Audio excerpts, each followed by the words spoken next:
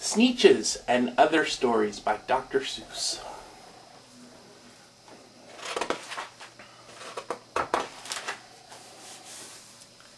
The Sneetches. Now the star-belly Sneetches had bellies with stars. The plain-belly Sneetches had none on theirs. Those stars were so big, the stars weren't so big, they really were so small, you might think such a thing wouldn't matter at all.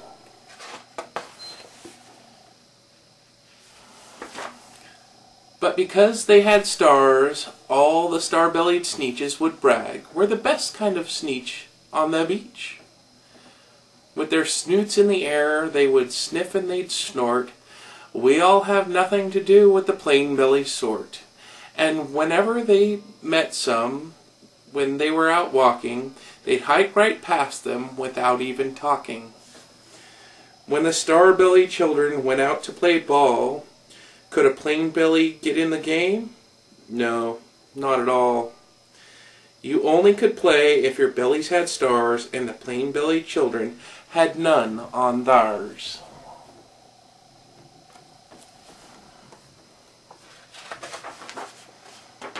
When the star-bellied Sneetches had Frankfurter roasts, or picnics or parties, or marshmallow toasts, they never invited the plain-bellied Sneetches. They left them out in the cold, in the dark on the beaches. They kept them away, never let them come near, and that's how they treated them year after year.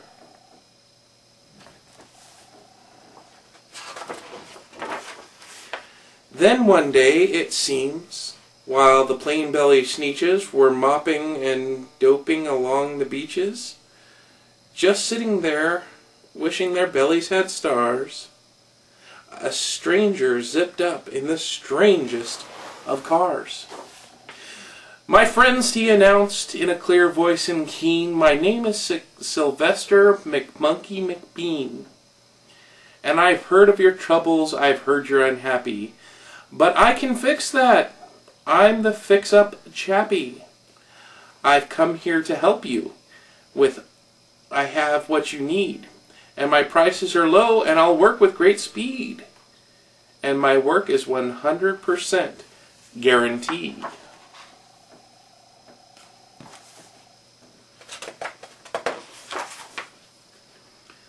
Then quickly, Sylvester McMonkey McBean put together a very peculiar machine. And he said, "You want stars like the star-belly Sneetch? My friends, you can have them for $3 each. Just pay me your money and hop right aboard." So they climbed inside, and the big machine roared. And it clunked, and it bunked, and it jerked, and it burked, and out popped, and bopped them out. But the thing really worked. When the plain-bellied Sneetches popped out, they had stars. They actually did. They had stars upon theirs.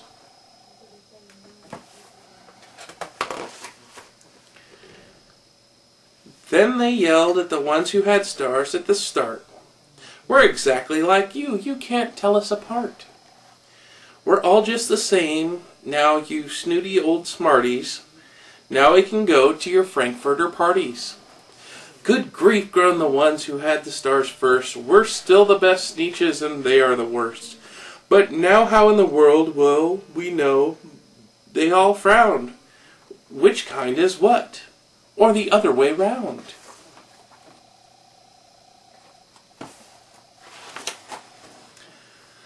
Then up came McBean with a very sly wink and said, "Things are not quite as bad as you think.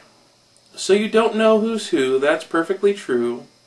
But come with me, my friends. Do you know what I'll do? I'll make you again the best Sneetches on the beaches, and all it will cost you is $10 eaches."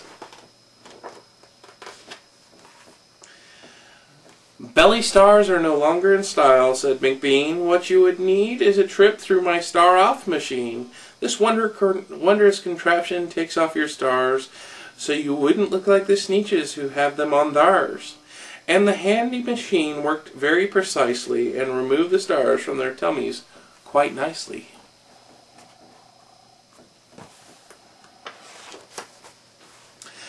Then with the snoots in the air they paraded about, and they opened their beaks and they let out a shout.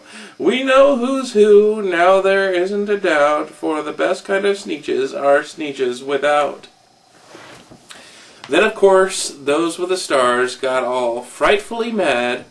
To be wearing a star now is frightfully bad. Then of course old Sylvester McMonkey McBean invited them to his star-off machine. Then of course from then on, as you probably guessed, things got into a big horrible mess.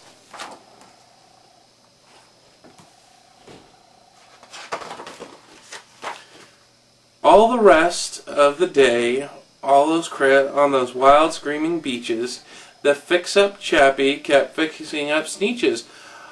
Off again, on again, in again, out again. Through the machines they raced round about and again, changing their stars every minute or two. They kept paying the money, they kept running through, until neither the plane nor the starbellies knew whether this one or that one was this one or that one, or which one was what one, or what one was who.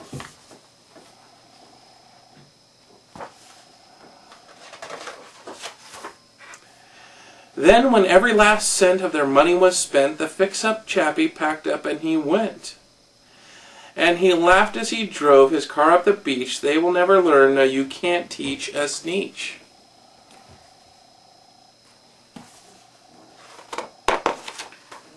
But McBean was quite wrong, I'm quite happy to say, that the Sneetches really got quite smart on that day. They decided that Sneetches are Sneetches, and no other kind of Sneetch is the best on the beach. That day all the Sneetches forgot about stars and whether or not they had one on theirs.